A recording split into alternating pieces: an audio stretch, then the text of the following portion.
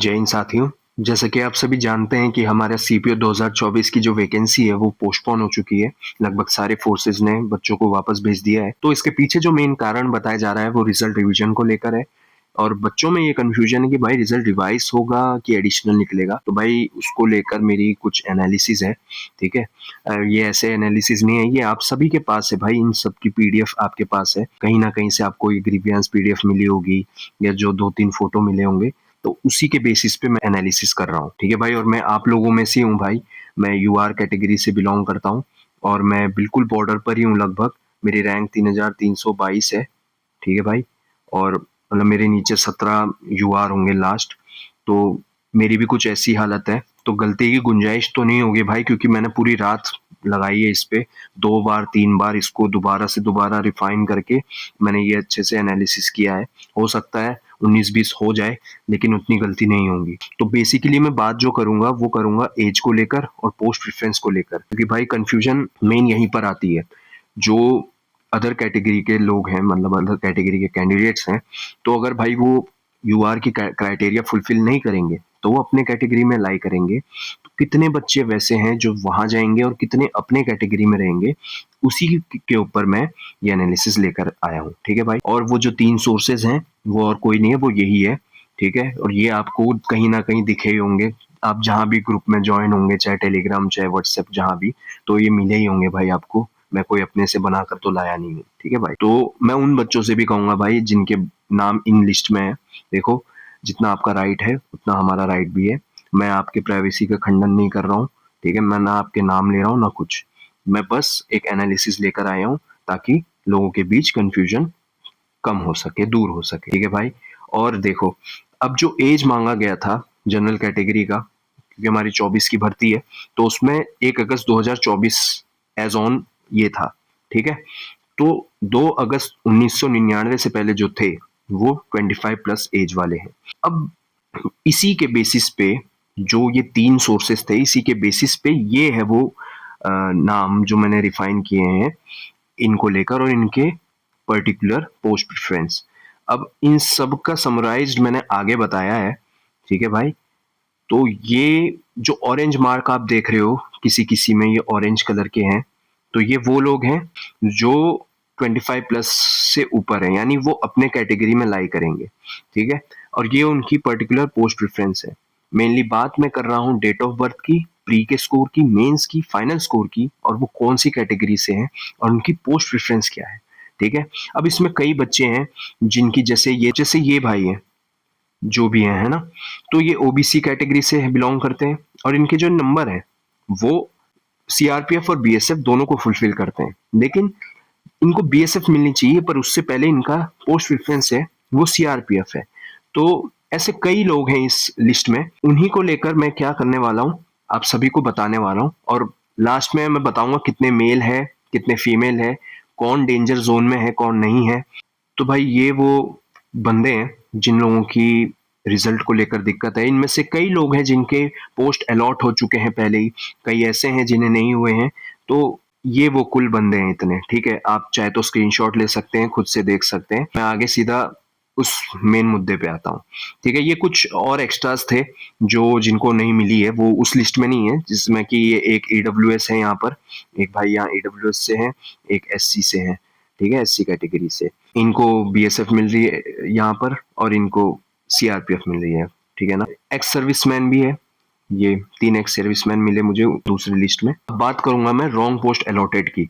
तो भाई टोटल जो बंदे हो रहे हैं 7 से लेकर 8 लोग ऐसे हैं। मतलब मेल की बात करूं तो 7 है, फीमेल में इक्का दुक्का। फीमेल में मैं इसलिए कंफ्यूज हूँ क्योंकि कई फीमेल्स के नाम मेल्स के नाम मतलब कॉमन नेम टाइप है, क्योंकि वो साउथ इंडियन नेम्स है, तो उसमें कंफ्यूजन है। लेकिन उतनी बड़ी रामायण नहीं है वो। तो मेल यहाँ पर 2 ओबीसी मेल यहाँ भी हो रहे हैं जो बाहर से थे, और एक गर्ल है इनमें। ठीक है।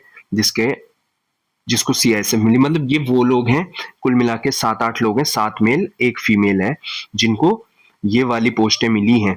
मतलब ऐसा नहीं है वो बाहर है, वो है अंदर। ठीक है। तो अब कंक्लूजन क्या निकलता है? कंक्लूजन भाई ये निकलता है, ये अब मेन चीजें जिसके लिए मैंने ये वीडियो बनाई है और जो आपको ध्यान में रखनी है। अब मेन कंक्लूजन पे आते हैं। तो भाई इस कंक्लूजन में कुछ रॉन्ग पोस्ट वाले हैं, कुछ नो पोस्ट वाले, यानी जिसको रॉन्ग पोस्ट मिली है और जिसको कोई पोस्ट नहीं मिली है।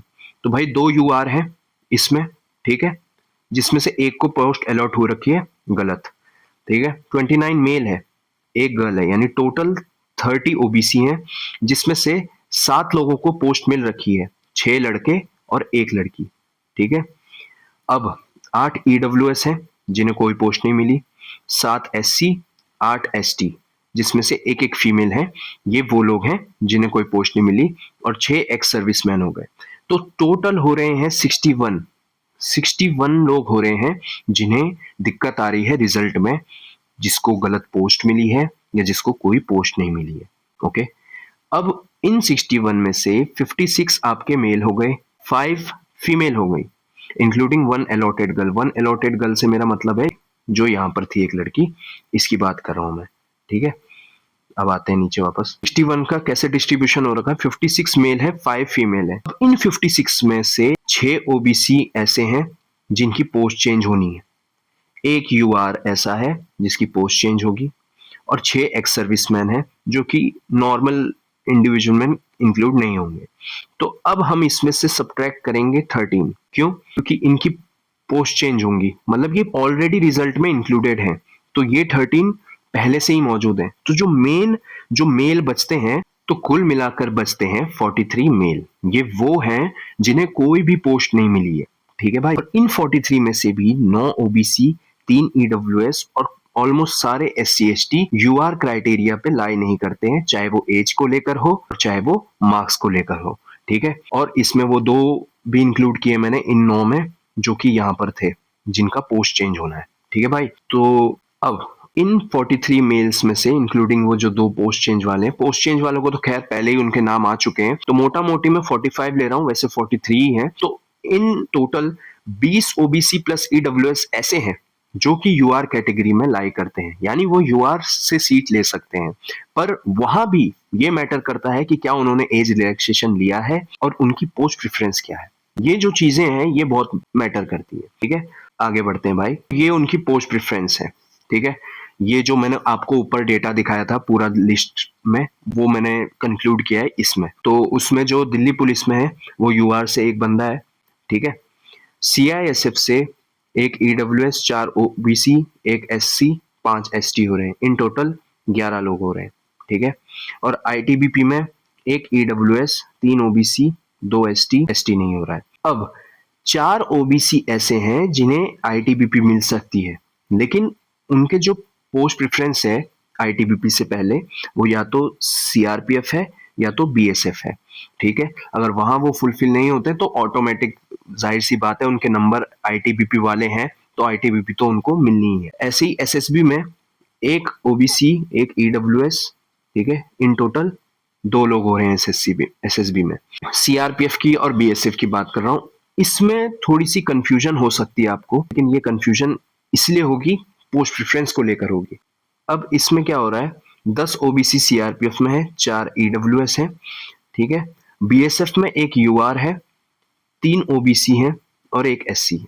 अब ये मैंने खाली क्यों छोड़े हैं, ये जगह इसलिए खाली छोड़े हैं क्योंकि इनमें ऐसे बंदे हैं जिनका, जैसे कि ये बीएसएफ से पहले उनकी प्रेफरेंस सीआरपीएफ है, और ऐसे कितने लोग हैं, एक ओबीसी है, 2 ईडब्ल्यूएस है, 2 एससी, एक एसटी।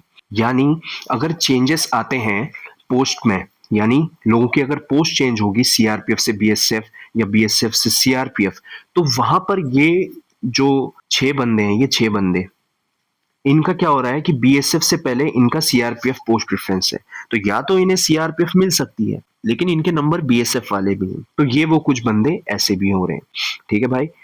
अब डेंजर जोन में कौन है भाई, डेंजर जोन में लास्ट 20 यूआर है, जिसमें तो मैं भी आता हूं, क्योंकि मेरे नीचे 17 लोग हैं, मैं 18वां यूआर हूं, तो भाई मैं भी डेंजर जोन में ही हूं।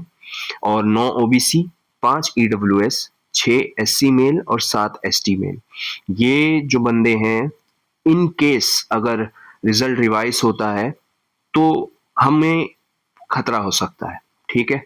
बाकी लोगों को उतनी घबराने की जरूरत मेरे हिसाब से तो है नहीं, क्योंकि कई लोग कह रहे हैं 100 है, 150 है, 200 है, 80 है, 90 है, इतने नहीं है, वो 50, 55, 60 हैं, उससे ऊपर है नहीं। उसमें से भी 6 तो ईएसएम हो गए, 5 तुम्हारी फीमेल हो गए। बंदे कुल मिला के जो लड़के हो रहे हैं, लड़कों की अगर बात करूँ तो लड़के भाई 43 से 45, 43, 45 ही लेकर चल रहा हूँ, इतने ही हो रहे हैं। उसमें से भी 25 बंदे ऐसे हो रहे हैं जिनकी भाई एज या मार्क्स को लेकर दिक्कत है, इसलिए वो अपनी कैटेगरी से लेंगे। मेनली जो 20 हैं वो यूआर खिसकाएंगे, 9 ओबीसी में, 5 ईडब्ल्यूएस में, एससी एसटी रिस्पेक्टिवली। तो भाई ये कुछ मेरी एनालिसिस थी इसको लेकर।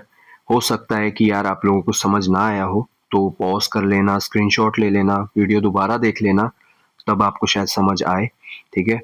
और हो सकता है मुझसे गलती हुई हो भाई, ठीक है? मैं सबसे माफ़ी माँगता हूँ उस चीज़ के लिए भी, अगर भाई कोई भी डेटा में गलती हुई हो, और उन भाइयों से भी जिनका मैंने डेटा शेयर किया, अगर आपको तब भी बुरा लगता है तो आई एम सॉरी। लेकिन भाई वही था भाई, मेरा मकसद मेन यही है कि सबकी कन्फ्यूज़न दूर हो, ठीक है? और मैंने पूरी कोशिश यही की है कि आपके नाम नहीं डाले हैं, ठीक है? बाकी भाई मैं आशा करता हूँ यार सभी भाइयों की नौकरी लगे, सब हम ट्रेनिंग पर जाएँ अपने-अपने पर्टिकुलर फोर्सेज़ में, क्योंकि हर किसी ने मेहनत की है। अब इस पोज़ीशन पर आकर कोई बाहर होना नहीं चाहता, चाहे वो बाहर से आ रहा हो, चाहे अंदर से जो जा रहा हो, क्योंकि हर किसी के लिए वो बुरा ही है, ठीक है? तो आशा करता हूँ भाई आप लोग को वीडियो पसंद आई होगी। पसंद आई हो तो लाइक करना, शेयर करना, ताकि और लोगों की कन्फ्यूज़न भी दूर हो, और मिलते हैं भाइयों फिर ट्रेनिंग पर। अगर भगवान ने चाहा तो मिलेंगे बिल्कुल। Okay, thank you very much.